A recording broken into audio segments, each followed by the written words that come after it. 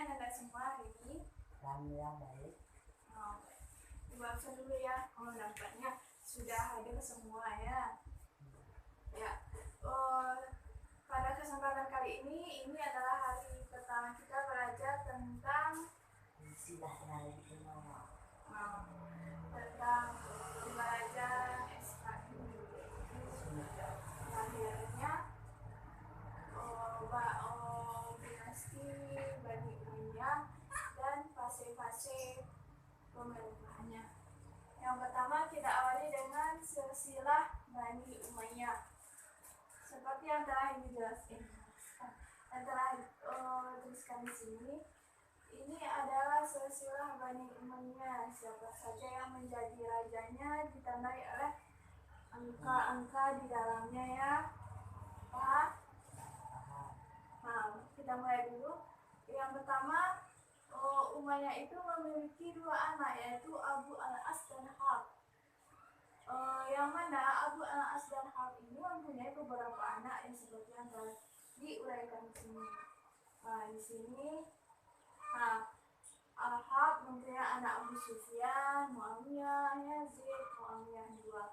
Kemudian Abu al-As mempunyai anak Hakam, Marwan, kemudian Abdul Malik, Muhammad I, Marwan II, Al-Walid, Yazid, dan seterusnya.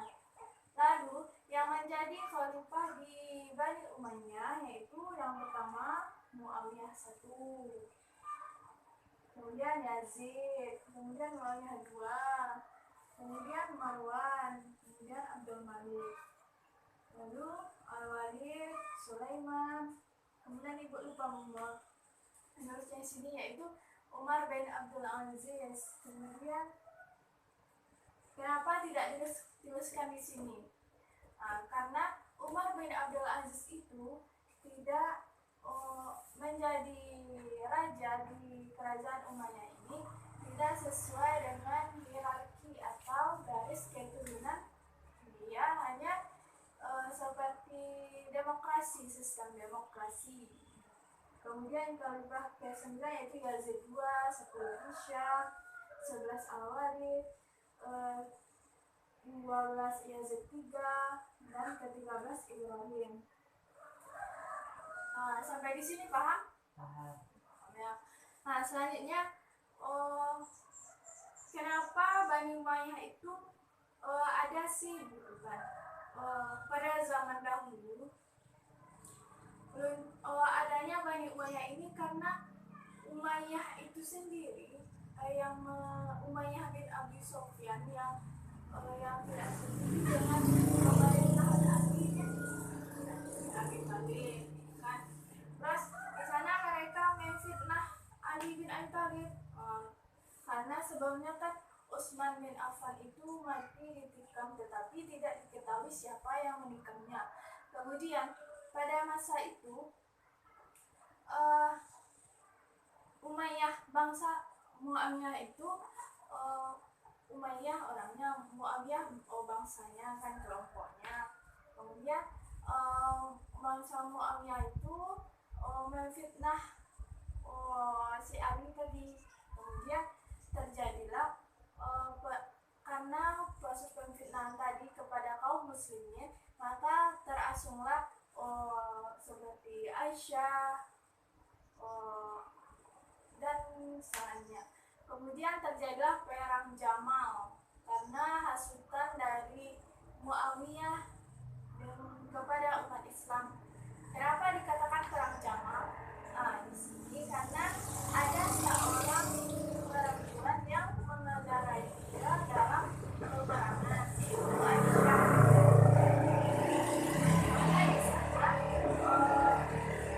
Menolong Ali tadi. Kemudian terjadi juga setelah perang Jamal itu terjadilah perang Siffin, yaitu peperangan yang diluncurkan oleh kaum Muawiyah kepada kaum Ali. Namun di sana yang menjadi pemenangnya yaitu kaum Ali. Kemudian setelah itu terjadilah ontek-ontek dari Muawiyah itu sendiri, seperti mereka mengusulkan perdamaian, tetapi Ali belum menyetujui. Setelah kemudian Muawiyah itu merobek-robek Quran di depan Ali itu sendiri. Maka setelah melihat kejadian tersebut, Kak Ali terpaksa menyetujui perdamaian itu. Tetapi di balik perdamaian itu, pemerintahan Ali diturunkan sementara oleh orang-orang tertua di situ seperti Abdullah bin Abbas yang tertua di sana. Kemudian pada saat itu ada yang tidak setuju, ada yang setuju, ada yang biasa-biasa saja melihat perdamaian itu. Yang pertama, kaum Khawarij. Mereka itu yang tidak setuju dengan perdamaian itu. Mereka itu keluar dari barisan Ali. Yang awalnya mereka setuju dengan kaum Ali itu sendiri. Kemudian Syiah. Ya, Syiah itu yang setuju dengan perdamaian. Maksudnya tetap mengikut kepada kaum Ali. Kemudian Murji'ah, yaitu tidak mengikut dan tidak pula keluar dari barisan Ali itu sendiri. Dari situ maka pada suatu subuh setelah sholat subuh datang seorang dari kaum Khawarij menikam Ali di dekat masjid dekat. Terus ditikamnya yaitu Abdurrahman Abdul Muljam. Kemudian meninggallah Ali. Kemudian maka secara otomatis Muawiyah menyampaikan diri sebagai khalifah. Sampai di sana paham? Paham ya? Kemudian kita gas ya. Kemudian pasti berdiri Muawiyah itu sendiri. Mulai berdirinya itu pada tahun berapa tadi? Pada tahun 40 Hijriah atau 622 Masehi. Di sana mulai dari khalifah pertama sampai khalifah ke-6 di situ masa berdirinya yaitu dimulai dengan ukiran-ukiran di masjid-masjid, di dinding-dinding masjid, itu kan seperti kaligrafi seperti itu kan, tahu kan? Di masjid-masjid itu diukir kaligrafi yang indah. Kemudian pada masa itu juga ilmu pengetahuan berkembang seperti qiraat, bahasa yang berupa nahwu, balaghah, tafsir, dan Islam. Kemudian pada masa itu juga Islam tersebar ke pelosok Asia, Eropa, Afrika, Amerika. Kemudian tidak hanya itu, Islam itu tersebar juga ke imperium-imperium seperti Yunani, Persia, Gothia. Seperti itulah proses berdirinya. Sudah paham kan proses berdirinya? Ya. Kemudian kita masuk ke proses kemajuan, fase kemajuan Bani Umayyah sendiri. Di fase kemajuan ini mulai dari Khalifah ke-7 yaitu Sulaiman dan Khalifah ke-8 siapa tadi yang tidak diangkat menjadi raja, yang tidak hierarki, Umar bin Abdul Aziz. Di sana tidak hanya Islam tersebar kemana-mana, pembangunan bagus pada saat itu. Fasilitas pendidikan bagus juga pada saat itu. Tetapi pada masa itu yang lebih diperhatikan adalah proses pengembangan ilmu pengetahuan. Di sana pada tumbuhnya ilmu pengetahuan itu seperti qiraat, tafsir, tarikh Islam, hadis, dan sebagainya. Kemudian pada masa itu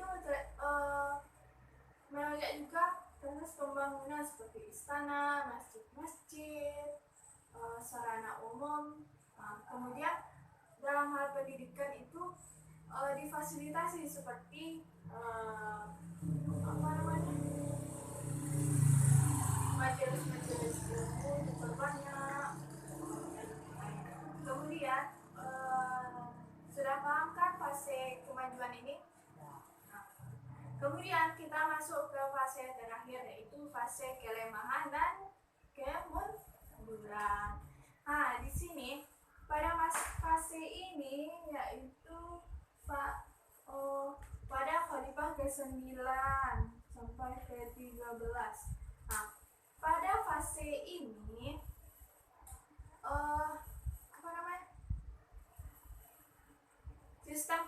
sistem pemerintahan itu melemah karena tidak dapat dikendalikan oleh raja pada masa itu, yaitu Yazid II. Pada masa itu di balik lemahnya beliau dalam mengendalikan proses pemerintahan, ada juga proses pengangkatan dua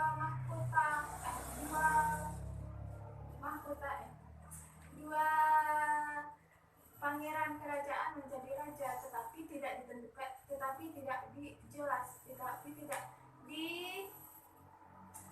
ditentukan siapa yang sebenarnya menjadi raja salah satu dari kedua itu.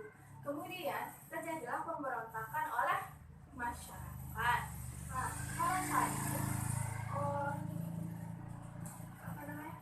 di balik pemberontakan, di balik ketidakjelasan siapa yang menjadi rajanya, pada masa itu antek-antek kerajaan hanya memanfaatkan situasi dengan korupsi, dengan penyelewengan jabatan, sebagainya. Kemudian pada masa itu juga berhubung dengan kelemahan Bani Umayyah itu sendiri, maka berkembanglah Bani Abbasiyah. Nah, maka Bani Abbasiyah ini menyerang Bani Umayyah, yang dimana nama dari proses peperangan itu yaitu Al-Zab. Maka di sanalah terjadi kerukunan Bani Umayyah ini sendiri. Sampai situ paham? Ya. Baik, berhubung waktu kita sudah mulai habis, kita akhiri dengan Alhamdulillahirabbil alamin. Assalamualaikum warahmatullahi wabarakatuh. Waalaikumsalam warahmatullahi wabarakatuh.